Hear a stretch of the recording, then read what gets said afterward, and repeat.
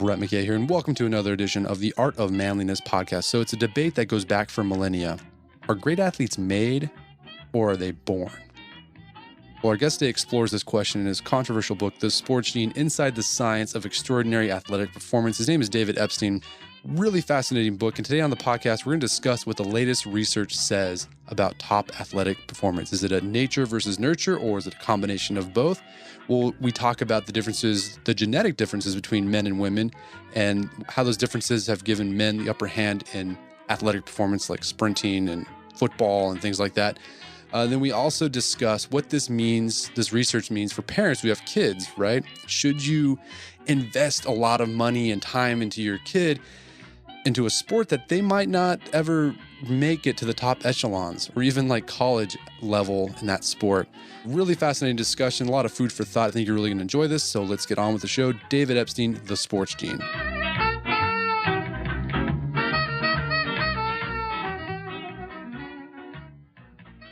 David Epstein, welcome to the show. Thanks for having me. All right. So your book is The Sports Gene, and it's about the effect or the role of genetics in athletic ability, and not just athletic ability, it carries over to other aspects as well. But before we understood the role genes play in our athletic performance, our physical abilities, what was the understanding, or what was the role of genetics before our understanding of genetics? I mean, how did we approach athletics? Was it just a practice, or if you just practice a lot, you get better? What was it?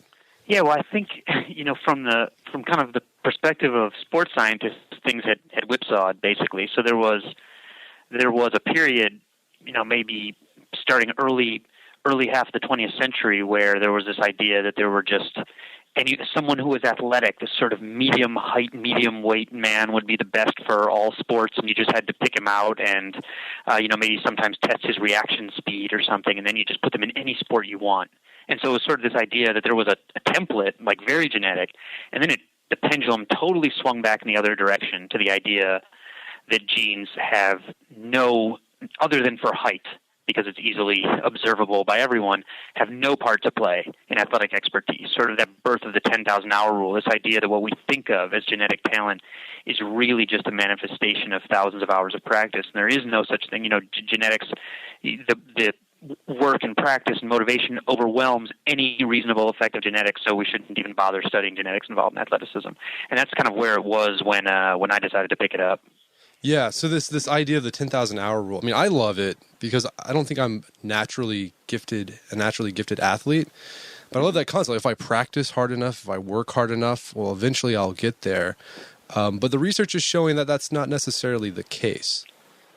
Yeah, and to specify, insofar as the 10,000-hour rule is shorthand for a lot of very high quality, and quality probably more important than quantity in many cases, practice is really important. Absolutely. That's great. But a lot of the people writing about it were using it to say that, well, genes actually don't matter. And that's, in fact, not what's being found at all. In fact, what's kind of coming out of the genetic revolution in exercise and sports is the same as what came out of medical genetics. And that was, say, because you have a different gene involved in acetaminophen metabolism than I do, you might need 3 Tylenol to get the same effect where I only need 1, or maybe it doesn't work for you at all. We're seeing the same thing in sports training, that the amount that anyone improves in response to a given training stimulus is mediated by their genes. So no one person's 10,000 hours is another person's 10,000 hours. And in fact, all of these hours figures that people throw out are just averages that have these tremendously disparate ranges. So even in things like chess, which requires a lot of the same perceptual expertise that sports like football and soccer do, it takes 11,053 hours on average to become an international master, to learn all those cognitive skills. But some people make it in 3,000 hours because they learn each chunk of information faster, and some people are at 25,000 hours still being tracked and haven't made it. And so really when we look at any of these hour figures, there's this huge range of hours it takes to get anywhere, and a lot of that is based on the intricacies of people's talents. So my argument is that we really need to help people find some of those hidden talents so that they don't need 10,000 hours. Yeah. So you talk to explain this idea that the 10,000-hour rule is there's discrepancies, right? You can master it in a few hours, or it might take you a long time. Yeah. You give the example of these 2 high jumpers, which I thought was really fascinating. Can you tell the story about these 2 guys? Yeah, sure. This that I call the tale of two high jumpers. So one of the high jumpers was this guy, Stefan Holm, and he was a Swedish guy who became obsessed with high jump after seeing it on television at age 5, starts jumping in his backyard, has his father doesn't know anything about high jump, but builds him a set in the backyard, and he's good, but he's not great. You wouldn't necessarily think, with high jumping kind of something you either got or you don't, and he's good, again, but not great. He stays obsessed with it. He's ditching class in middle school to go jump. And he starts getting better and better, little by little, improves actually 1 centimeter per year for 20 straight years until he becomes the Olympic champion. He's about 5'10", clears a bar nearly 8 feet, so he tied the record for the highest clearance over your own head. And he had like all these traits that we idealize in competitive athletes. When I first talked to him, he said, I was asking about a girlfriend. He said, "I don't have a girlfriend. High jump's my girlfriend. I can't cheat on her." And then when I went back to him, he's married now. He has a little kid, and the kid's name is Melvin Holm, and that's not a typical Swedish name. His wife liked the name Melvin, and Stefan insisted that Win be somewhere in the kid's name. So that's the kind of guy he was, totally devoted to this and transformed himself into an Olympic champion. And at the World Championships I wrote about, a rival of his, a guy from the Bahamas, he gets a rival named Donald Thomas, and Donald wasn't a jumper at all for most of his life. He's talking trash about how good an athlete he is at lunch one day. He was a student at a small college in Missouri called Lindenwood, and the best jumper, a guy named Carlos on the track team who held the school record at 6'8", says, "You're talking all that trash. You wouldn't even clear a bar of 6'6" in competition." And Donald's like, "Well, yeah, I would." So Carlos goes and sets up a bar. Donald gets his sneakers, takes 5 steps, and clears 6'6". So they move it up to 6'8", takes 7 steps, clears 6'8", moves it up to 6'10". Donald clears 6'10". 7 feet, clears that. And then at which point Carlos stops him because he thinks he's going to hurt himself, takes him to the track coach, says, "Coach, we got a 7-foot high jumper here." Coach doesn't believe it. They convince him. He calls the next track meet, Eastern Illinois University, gets a late entry for Donald. Donald's like wearing basketball shorts. He doesn't have a uniform yet. Clears 7'5" and sets that fieldhouse record. And there's pictures. I have pictures of him with his arms behind him because he's like not used to the feeling of falling backward, coming down from 7'5". So he turns pro. After about 8 months of training, who does he face in the World Championships but Stefan Holm? So one guy has about 0 hours of training. One guy, Stefan Holm, estimated his lifetime training at 20,000 hours. So those guys actually average 10,000 hours, and Donald ends up winning the World Championship there. Actually, if Donald had any semblance of form for a high jumper, like Donald, he doesn't curl his back. He looks like he's like riding an invisible deck chair through the air. He's like sitting straight up and like looking around. He had the highest center of mass jump ever. Had he had known like anything, whereas Stefan's like curled, like his heels are like whispering in his ear. They're almost touched. And had Donald had any type of form, he would have shattered the world record. And so here are these two guys with these, pretty straightforward physiological sport coming from complete polar opposite paths. And some of that I went on to explain had to do with their very special springs in the back of their legs, the Achilles tendon. Okay. What I thought was interesting, too, is you make the point that we're just starting to scratch the surface of sports genetics. But it seems like there's been sort of a natural sorting amongst the various sports when it comes to genetics. For example, swimmers, because their arms are getting longer every year. Runners, they're getting, they have a certain type of fast twitch muscle fiber, and then you're seeing that more and more often. How did that happen? Like, is it just that people who had that capability, like they excelled in that sport, so they just stuck with that sport? I mean, how did that natural sorting happen? Yeah, that's some of it. So that natural sorting that I write about, that the scientists who discovered it call the Big Bang of body types. So it's like the body types of athletes who are successful got much, much more different from what they used to be. And it's called the Big Bang because if you like plot on a graph the changes, it looks like the expanding universe, with all the galaxies flying away from one another. And the way it kind of started, and like you said, some of the changes are not even that visible. Like you said, with the muscle fibers, some of them are very visible. Like elite female gymnasts have shrunk from 5'3" to 4'9" on average over the last 30 years. Wow. Because it makes it easier for them to spin. So those kind of things are very visible. And I mean, the most noticeable one in the NBA, right? There's a little more than 1 in 10 men in the NBA are at least 7 feet tall, but that's incredibly rare in the general population. So if you know an American man between the ages of 20 and 40 who's at least 7 feet tall, there's a 17% chance he's a current NBA player. That's how rare that is. But the way it started to happen was partly, I mean, honestly, for most of at least international sports history, the only places competing were like Great Britain and places that Great Britain had colonized in a serious way. And, in the second half of the 20th century, sports really opened up to the world. And what happened in the NBA is kind of a microcosm of what happened everywhere. So in 1983, the NBA strikes an agreement with the players, making them partners in the league where they get shares of ticket sales, television revenue, all that kind of stuff. And the sport goes global, and suddenly anyone who can play in the NBA wants to because the financial rewards and fame are so great, and the teams start scouting internationally and all that kind of stuff. And overnight, that was actually the proportion of men in the NBA went from 5% to 11% in one season when they started doing that. And then all these other unique body traits started emerging. Guys with, like, my arms are the same length as my height, whereas the average NBA player is 6'6.5" with 7-foot long arms.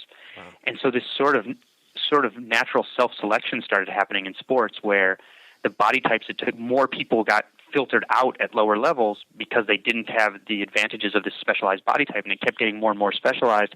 And then once it got to a certain level in a lot of sports, then people started actually looking for that stuff. Once some of those things, once we realized we should measure those things, like water polo players, for example, their forearm bone is getting longer in relation to their overall arm than it used to be because that makes for a more forceful throwing whip. And the exact opposite is true for rowers, so who pull stuff toward them. And so once people started to realize that these trends were taking place, just by kind of doing physiology on their athletes, then they started proactively looking for it. And it's, in some cases, been incredibly successful. Like Great Britain, who hosted the last Olympics, they have actually they have a woman who just set a world record in rowing who hadn't rowed 3 years before she won the gold medal at the Olympics, and they took her physiological measures. That used to come into play by accident. Now they know specifically. So they said, this is where you belong. Interesting. I mean, even though they're specifically looking for certain physiologies and I guess certain genetics, are they still sort of squeamish about talking about it, openly? Yeah, we're looking for someone with good genes because, we have this history with eugenics and things like that where people don't like to talk about sort of genetic determinism. Yeah, and to be honest, the genetics has kind of a bad reputation for, a rule of thumb, I would say, is that genetics influence essentially everything but determine very few things, right? So genes, there are no results, or there are no, nothing without both genes and environment. So I don't think people should think about genes in a deterministic way. The problem is, most of the news they get is this week there's the gene for this, and this week there's the gene for promiscuity or for liking chocolate. And the fact is, 90% of that stuff is actually false positives because in some cases the scientists and in most cases the journalists don't know how to evaluate the mess of those studies. Most of it's just crap. But yeah, no, and I think there's a reason to be squeamish. I think when you go to, you spend some time, with NFL or NBA general manager, for example, and they're not going to, they're a little less squeamish about saying talent exists, even if they don't want to get into genes. But in some countries, like when I was in Australia, which has what I think might be the premier sports science institute in the world, the Australian Institute of Sport, one of their head physiologists was telling me that in their grant proposals for research, because they actually fund a lot of sports performance research out there, and we don't really do that so much, they stopped using the word genetics, and instead they would substitute molecular biology and protein synthesis, which is the exact same thing, but they stopped using the word genetics because people were viewing it as deterministic and you should pigeonhole someone completely and all this kind of thing. I think the best approach is, since we're learning about this talent of trainability that has a genetic component, the best way we can use it, instead of limiting people's options and say, well, you have to do this sport, is to say, you can do whatever you want, but if you're not getting the experience you want over there, just so you know, you'd be really responsive to training over here. And that's in some cases it's already being used for sort of exercise for health. But I think we do have to be vigilant about not being deterministic when it's not appropriate. So you have a section that I thought was really fascinating, the genetic differences between male and female athletes and how that creates different results.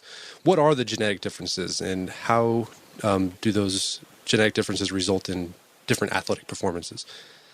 Yeah, well, the single biggest one. So we all start life on the path to being female. That's like the default fetus path. But 6 weeks in, there's a gene on the Y chromosome called SRY. It's actually easy to remember. Sex determining region Y gene on the Y chromosome that basically start the development of these cells that lead to testosterone. And once the testosterone starts gushing, it starts arranging things in a male pattern in a way. So even in the womb, men will have a longer forearm, for example, like for throwing, than or whatever. Not men, obviously, when they're in the womb, males, than females, and that gets really accentuated through puberty. So a lot of women, actually, their athleticism declines through puberty. So their vertical jump height will go down, their sprint speed. Not everyone, not the ones who go to the top, but a lot of them, because they get fat gets deposited on widened hips, things like that. That angle, the hips and the angle to the knee is why women tear their ACL at such an epidemic rate. Meanwhile, men are packing in more muscle fibers, even if they're not working out. Even if you don't work out during puberty, you're going to get more muscle fibers. The testosterone causes the creation of red blood cells, which are extremely important to endurance, more density of bones that can support more muscle, longer limbs in relation to the body, greater height, obviously. Certain bone structures, like the structure of the jaw and the forehead, become less susceptible to the kind of punch that would knock you out, for example. And so this whole host of traits that are useful for athleticism are accentuated in men, and in some cases diminished in women. In fact, if you look at things that are easy to measure, like world track records for kids, at 9 years old, girls and boys are identical. There's no reason for them to even be competing differently. They're indistinguishable. But at 14, they're like a universe apart. You can look at things. The record for a quarter mile, so one lap around outdoor track, for 9-year-old boys and girls is identical, and by 14, it's like 5 seconds different or something like that, in a race that's under a minute. Wow. So, what's amazing in the past, I'd say half century, women have made great strides in athletics, because we've gotten over all this sort of silly pseudoscience where that, women engaged in activities, their uterus would fall out, or like goofy stuff like that. It wasn't that long ago that stuff was. I guess the ski jump, that was the thing. Like, women couldn't do the ski jump because something. Right, and that's one of the activities where they're actually closest to men in too. That's funny for ski jump. Well, but it was with that. While they're getting closer and closer to the performance of male elite athletes, male athletes are still surpassing. Will there ever be a moment when women will be able to surpass an elite woman athlete will be able to surpass an elite male athlete, or are the genetics just that makes it almost impossible? You never know if there's a one-off, but as a rule, there's not going to be that time in the sports that we currently have. And in fact, that idea that female athletes are catching up is actually not true. There was a period where they were catching up, and it was largely due to the fact that they had not had opportunities to train and compete very much, or for the sport to go global. And so when women started, their rate of progress was really kind of startling, and if you extrapolated that, it looked like they'd beat men in the 100 meters in the future. But now they've actually stagnated, and in fact, men are opening the gap a little bit. And again, I usually turn to easily measurable sports because, it's easy to make a concrete example. Yeah. And so if you look in running, for example, from the 100 meters to the ultramarathon, the difference between, if you average the top 10 best men and top 10 best women in any given year, the difference is going to be 11%. That's basically what it is, what it always is, doesn't really close. And it just kind of sticks there. And in fact, men are a little bit inching away, and I think part of that's because of this mega doping era that set women's records kind of out of sight, unfortunately. So a lot of them are just stuck, because those drugs are much more efficacious in women than they are in men. And so some of those records are stuck in the past. So, but there are sports like in long distance swimming, women come within 6% of men. I think if again, ski jump is one where lightness is prized and women do really well. I think if we tailored more sports to use fine motor skills, that's something where women, tend to outperform men, but we just have not really arranged sports around those. So I think maybe we need some more sports. So I think we'll see more high-level women, more, maybe we'll have some more sports that cater to things that women are better at.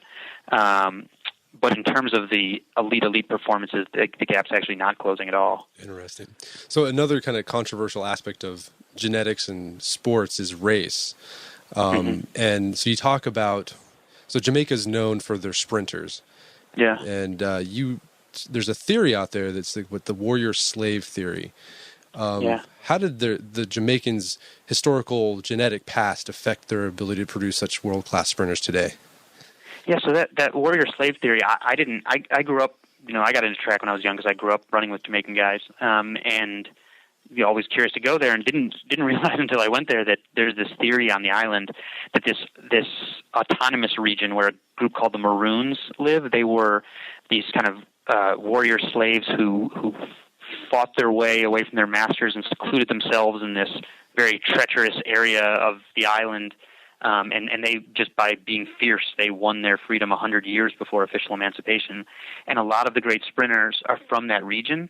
So like Usain Bolt's right over the hill. You know, a woman who's been winning a lot of.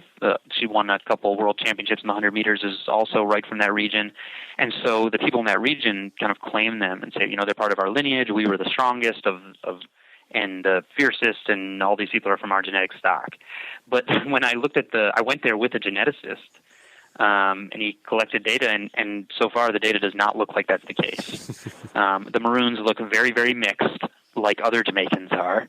So far I think, you know, the evidence is against that story, even though it's a really nice story.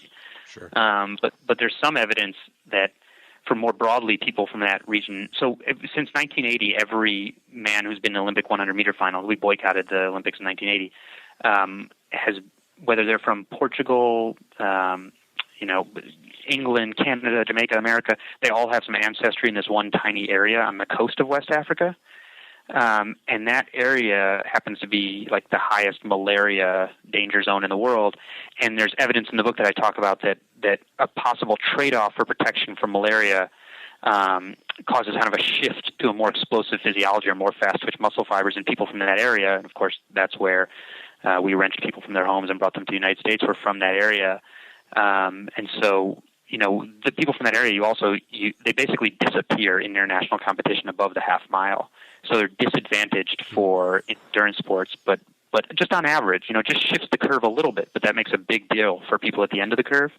You're probably going to find more of them who are advantaged for explosive sports. And again, it's not to say that European people or white people in America can't have that physiology. It's just less common when you're only looking for the few best people in the world. That being less common can matter a lot. So you talk about Iditarod dogs. You have a chapter about these Iditarod dogs, and this guy who bred. Man, you really read this thing thoroughly. Yeah, no, it was a great book. So there's this guy named Zorro, who wasn't like a really fast dog, but he was like a hard-working dog. And this breeder just bred dogs for hard-working. And I thought that was really interesting because, like, okay, yeah, again, like I'm not a natural athlete, but I always kind of had this chip on my shoulder, like, well, if I work hard enough, I got the determination, I got heart, right? So I can like make it up for that. And I like that idea because it's sort of like it was in my control, right? My effort was in my control and my determination was in my control. But now there's research saying that genetics influences or might influence our determination too, or our grit. That's right. And again, this is where we should remember that genetics influences just about everything, but doesn't determine almost anything. Yeah. That's right. So I knew, for example, when I was going into researching the book that like training we do impacts our dopamine system, you know, the system involved in pleasure and reward for whatever, sex, food, drugs, whatever, in the brain. But I didn't know that there's a large body of work that shows the reverse is true too, like the way that our dopamine system is set up actually has a lot to do with what we're going to feel pleasure doing, if that's a certain kind of physical activity or whatever. And in these dogs, what happened was the speeds of Iditarod dogs plateaued after not that long of breeding. And so I wrote about this guy, Lance Mackey, who'd been like a drug addict, was really down and out, but his father had helped invent the Iditarod and had won it once, and he wanted to do it. So he got himself together and started getting dogs, and he couldn't afford, you know, the ones that were bred to be the fastest, and they were plateauing anyway. So he just went for these ones that would never stop going, like that he had to chain them to get them to stop, and if he tried to stop the sled, like he could hardly do it unless he dug spikes into the snow and things like that. And so he started breeding for those kinds of dogs who just wanted to always go, and then he won the Iditarod 4 times in a row. And so then everybody started copying that strategy, and now it's the strategy. Like, you're not going for the fastest dogs. In fact, there's been some genetic analysis, and you can breed in certain dog breeds to make your dogs have like a greater desire or more motivation. And some of what's happening in their dopamine system is very similar to things we see in humans.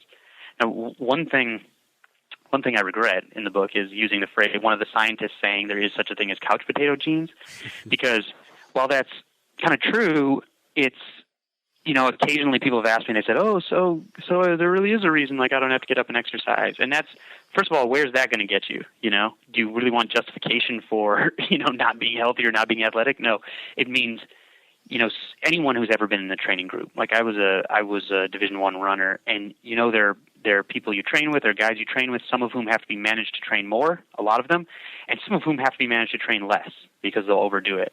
And so, I think most people who've been in a training group know that intuitively. We just never think about where that comes from. And so for the people who don't have that Zorro-like, motivation to get up and move, I think those people just have to work on manipulating their environment a little more, whether that's with a training group or finding activity they like or whatever it is.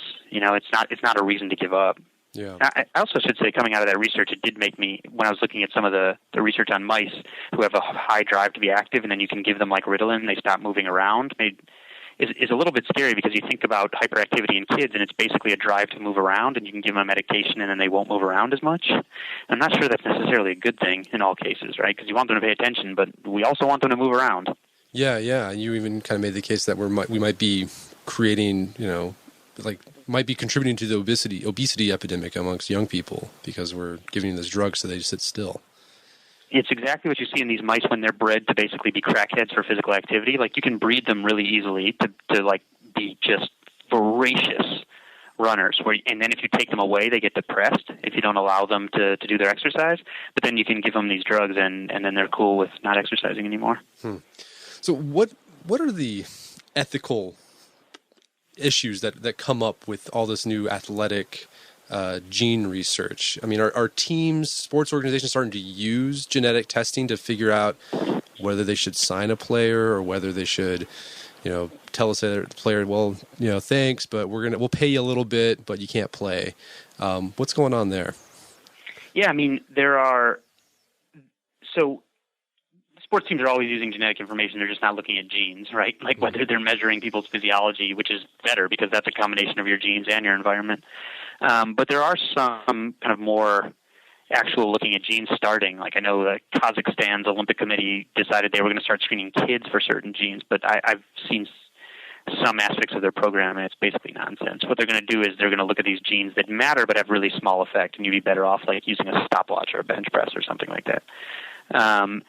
But the way where it is working in is for things that are related to like injury and illness. So there are genes that are related to the strength of collagens, which are kind of like, quote unquote, the body's glue. And so people have certain versions are more likely to tear tendons and ligaments. And so people being identified in that way, maybe they can do what some of these exercise geneticists are now calling prehabilitation, like strengthening to reduce the chance of those injuries. There's a gene we know that influences the ability to recover from brain trauma, so pretty relevant to things like boxing, MMA, and of course football. And obviously the most important thing is getting hit in the head for brain damage, but some people are more susceptible and take longer to recover, and so on and so forth. And the very first brain that the researchers at BU, who've made a lot of headlines for dissecting brains of ex-NFL players, the first one they ever did had two versions of this gene. Only 2% of the population have that, and so they're just not as likely to get over brain injury. There have been questions. In New York in 2002, actually, the medical commission that licenses boxers thought about requiring it and then decided that they couldn't. It was too ethically fraught, basically. And some years ago, the Chicago Bulls actually tested, when they got Eddie Curry, they thought he might have this genetic heart condition that could cause him to drop dead on the court. And so they screened him for it, decided they thought he had it. He wouldn't submit to a genetic test. They said, okay, if you have a gene for this, we'll give you, I think it was $400,000 a year for like the next 40 years, but we won't let you play anymore. And he refused to take the test, and they traded him based on his non-willingness to take a genetic test. And so that was kind of an interesting precedent there, but would not be allowed again today because of legislation to protect genetic information from your employer that's been introduced. Interesting. What about for just not high performing athletes, but like parents who have kids, right? As I was reading this, I have a 4-year-old, and he's about to get to that age where he's going to start playing sports. What do you tell your kid who's like, I want to be a professional football player? And, you know your genetic history, and you're like, oh, I don't know if that's really in the picture for you. And they, or parents who spend lots in I live in, suburban Tulsa, it's sort of affluent. Parents will send their kids to football camps for, it costs lots of money, and their kids aren't probably going to play D1 football. They might not even start on the high school football team here. What do parents do? I mean, how, with this idea that genetics is not deterministic, but it plays a role. For sure. Is there anything we can do to help our kids still enjoy athletics but still keep their expectations real, or should we not even attempt to keep their expectations real and let them dream? Yeah, I mean, it's like you said, genetics certainly plays a role. I did some rough analytics that but anyway, some very ballpark analytics that the children of pro athletes were about 55 times more likely to get an NCAA scholarship in some sport, even if it wasn't the sport that their parent played. So there's, presumably something being passed down there in terms of athleticism. And honestly, I think I've been big. I added an afterword to the book about specialization in youth sports because it's completely backfiring, actually. So it turns out that the best way to develop elite athletes, not the exclusive way, but the best way, is like the Roger Federer path or the Steve Nash path, where you play a whole bunch of different sports. Steve Nash didn't even own a basketball until he was 13. Federer's parents forced him to keep playing badminton, soccer, basketball before he could focus in on tennis. And that's actually the norm. And so I think the piece of advice I'd give parents, because I don't want to discourage kids' dreams, is one, let the kid have their dreams, right? Obviously, we know there are a lot of parents who I think are well-intentioned but are really playing out their dream. Yeah. And give the kids what's called a sampling period, because elite athletes have that. So if they're going to be elite, it's more likely if they have that. And it's also a lot more likely they'll find the sport that fits their talents and one that they like.